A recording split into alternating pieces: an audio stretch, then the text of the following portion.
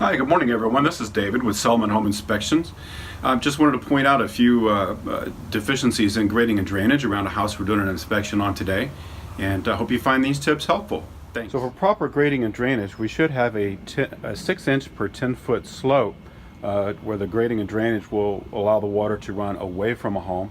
As you can see here, we've got some areas where the water tends to pond around the home, so we have an inadequate grade, and in some spots maybe even a negative grade. We really shouldn't have any places around a foundation where water stands for more than 24 hours.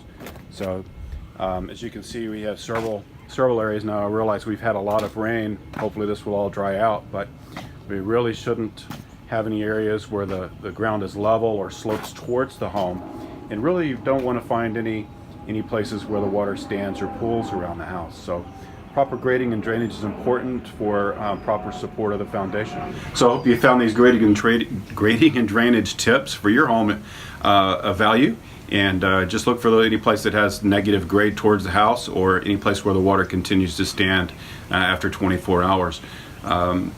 Getting the grading and drainage right will go a long way, especially in our Texas soils, to preventing some of those foundation problems we all experience. So thanks and have a great day.